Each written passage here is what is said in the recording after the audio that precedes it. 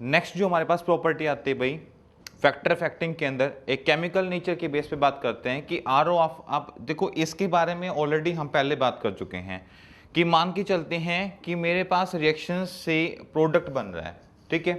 तो जो number of moles होंगे वो क्या करेंगे, रिएक्टेंट से कहाँ की तरफ मूव करेंगे, प्रोडक्ट की तरफ।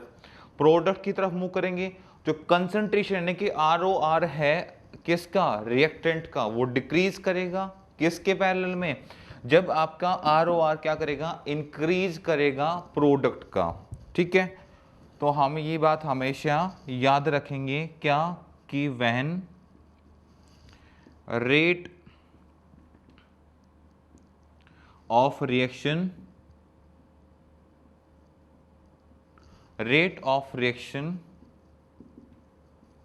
will be decreased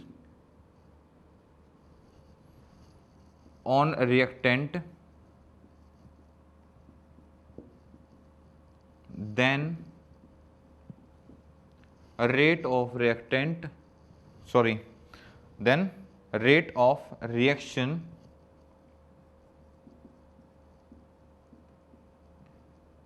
will be increase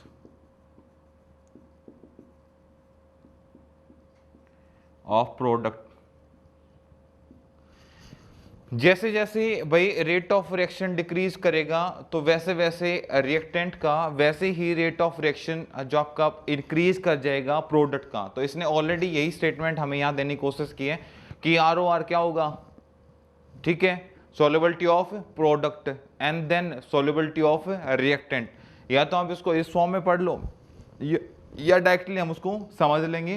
क्यों, क्योंकि जितने नंबर ऑफ मोल्स यहां पे होंगे या जो आपकी कंसंट्रेशन कहलाएगी वो concentration that will be change in the behalf of chemical nature, ठीक है। नेक्स्ट पॉइंट हमारे पास है according to rate of reaction,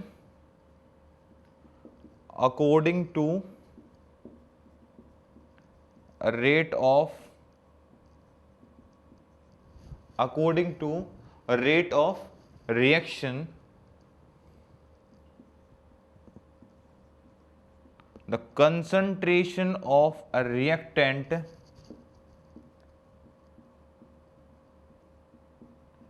and product will be change। कि जैसे जैसे आपका रिएक्टेंट और चेंज होगा वैसे वैसे आपकी कंसंट्रेशन ऑफ प्रोडक्ट भी क्या कर जाएगी, चेंज करना स्टार्ट हो जाएगी। क्योंकि जितना फास्टली रिएक्टेंट का कंसंट्रेशन डिक्रीज करेगा, घटना स्टार्ट होगा, उतना ही फास्टली क्या करेगा, प्रोडक्ट का कंसंट्रेशन इंक्रीज करना स्टार्ट कर देगा।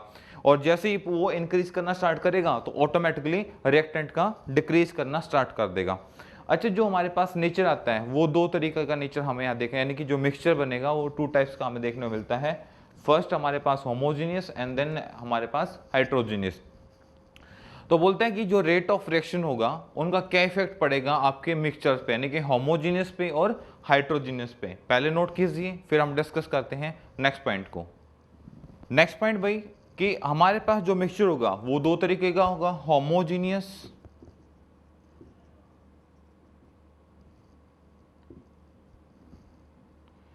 होमोजेनियस जो रिएक्शंस होंगे आपके पास, हम यहां पे रिएक्शंस बेस थोड़ा डिस्कस कर लेते हैं। एक आपके पास हाइड्रोजीनियस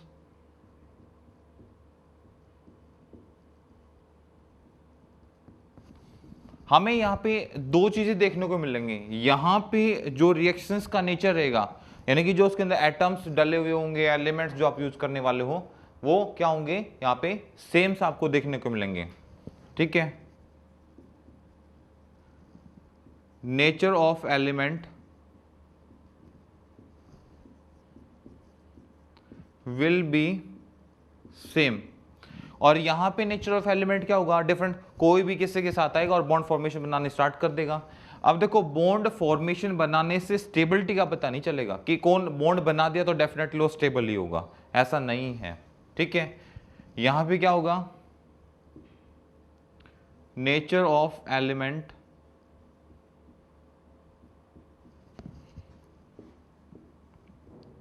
will be different will be different.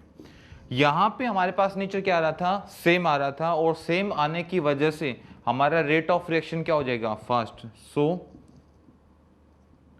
Rate of reaction will be fast. Fast होगा तो यानी कि बॉन्ड फॉर्मेशन उतनी ही जल्दी हो रही है, और यहां पे हमारा क्या होगा, rate of reaction, rate of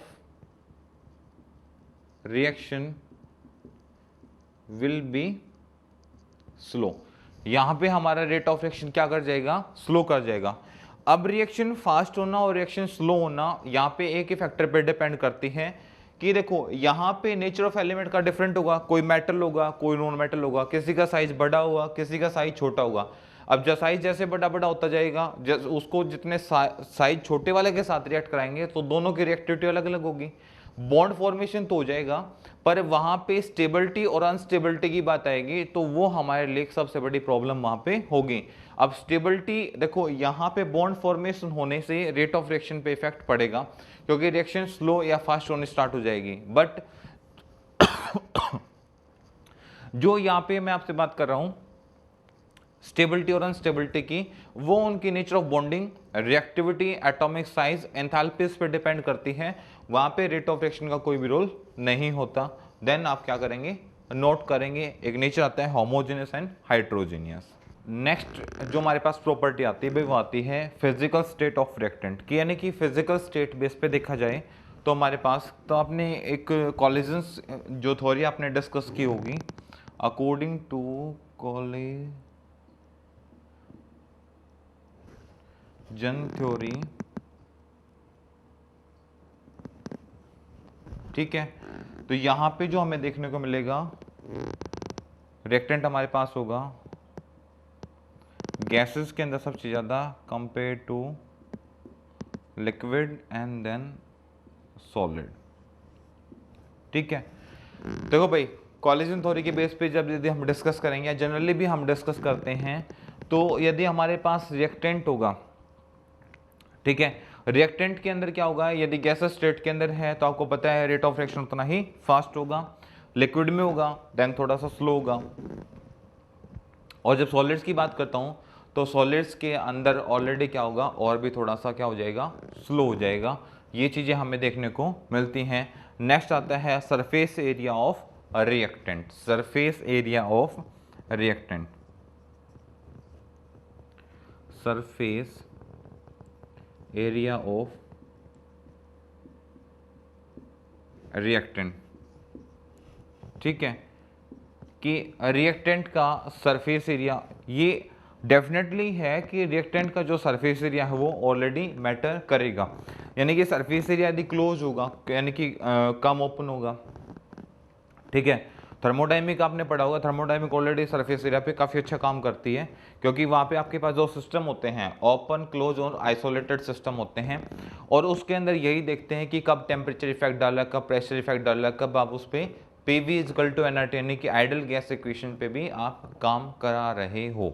तो ये बहुत सारी चीज़ें, बहुत सारे फैक्टर्स जो हमें देखने को मिलते हैं वो हमारे यहाँ पे क्या कर रहे होते हैं, वर्कआउट कर रहे होते हैं, और हमें उन्हीं को फोकस करना होता है कि भाई ये सही कर रहे हैं नहीं कर रहे हैं।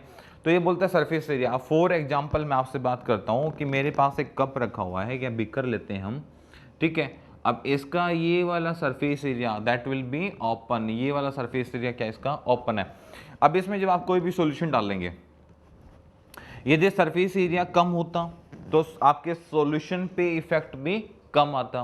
आपने सरफेस एरिया बढ़ा दिया तो इफेक्ट भी जल्दी आएगा। क्या होगा कि यहां से आपकी हीट एक्सचेंज हो जाएगी, हीट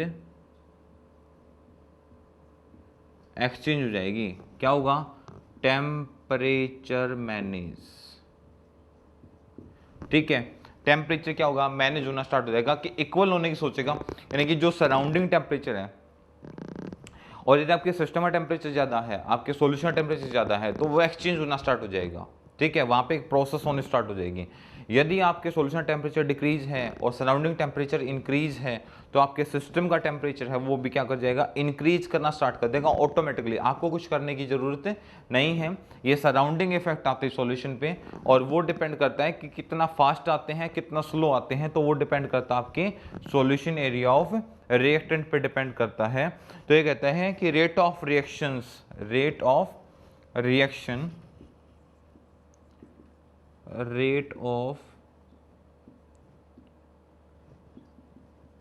रिएक्शंस क्या होगा भाई आपके पास, यहाँ पे इनवर्स होगा डायरेक्टली होगा, बताओ मुझे। Surface area of reactant, surface area of the reactant. ठीक है, इस बात को हम क्या रखेंगे, बिल्कुल याद रखेंगे। थोड़ा सा मैंने यहाँ पे आपके surface area of the reactant की जितना ज़्यादा होगा रेट ऑफ रिएक्शन उतनी ही फास्ट या स्लो होगी वो, क्योंकि जितना ज़्यादा जितना जल्दी एक टेम्परेचर पे जो इफेक्ट पड़ेगा वो इफेक्ट हमें रेट ऑफ रिएक्शन में देखने को मिलेगा।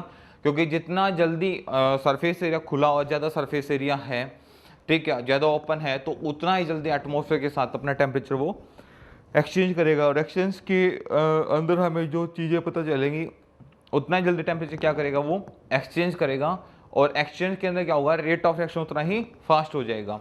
सरफेस एरिया कम है, कनेक्टिविटी कम मिल रही है, तो रेट ऑफ रिएक्शन उतना क्या कर जाएगा, आपका डिक्रीज कर जाएगा, स्लो कर जाएगा। स्लो वाले फैक्टर्स हमें देखने को यहाँ मिल रहे हैं, इसलिए कहता है। फॉर एग्जाम्पल से यदि बात कर रहे हैं, जैसे शुगर पाउडर के जो शुगर पाउडर है, एग्जाम्पल्स के लिए बात कर लें, sugar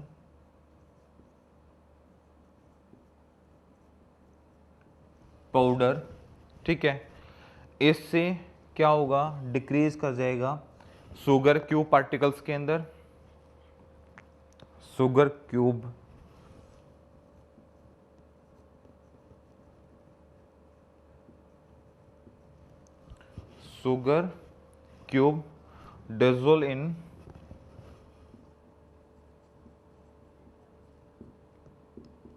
dissolve in milk, water and solvent. ठीक है, अब देखो भाई, आप डिजोल्व कर रहे हो, मैंने बोला शुगर पाउडर आपके पास है, अब उसको डिजोल्व करोगे आप किसके अंदर, डिजोल्विंग मिल्क के अंदर या वाटर के अंदर या किसी सॉल्वेंट के अंदर, तो इजीली से बहुत फास्ट हो जाएगा। और यदि शुगर की वही क्यूब पार्टिकल्स आपके पास होंगे, क्रिस्टल फॉर्म में जो शुगर होती है, उसको डिजोल्व करने के लिए आपका रेट ऑफ रिएक्शन डेफिनेटली क्या होगा, स्लो होगा, क्योंकि उसको डिजोल्व करने के लिए आपका टाइम जो ड्यूरेशन है वो क्या करेगा, ज़्यादा लगेगा एक एवरेज टाइम के कंपेयर में। दूसरा, टेम्परेचर यहाँ पे डेफिनेटली मैटर करेगा। टेम्परेचर इंक्रीज कर दोगे तो डिजोल्विंग फास्ट हो जाएगी, और टेम्परेचर डिक्रीज कर दोगे तो डिजोल्विंग स्लो हो जाएगी। तो टेम्परेचर का यदि इफेक्ट डालना चाहोगे तो डेफिनेटली यहाँ पे टेम्परेचर का इफेक्ट भी आएगा। बट जो हम जो बात कर रहे हैं वो ऑलरेडी रूम टेम्परेचर के बिहाफ पे बात कर रहे हैं, कोई यहाँ पे एक्सेप्शनल केसेस को डिस्कस नहीं कर रहे हैं। ये कुछ कॉमन प्रॉपर्टीज हैं जो हम रेगुलर डिस्कस कर रहे हैं, ठीक है। सो नोट कीजिए, फिर हम नेक्स्ट प्रॉपर्टी पे आते हैं इसी की पे, ठीक है, जो हमारी रेट ऑफ रिएक्शन को फॉलो अप करेगी।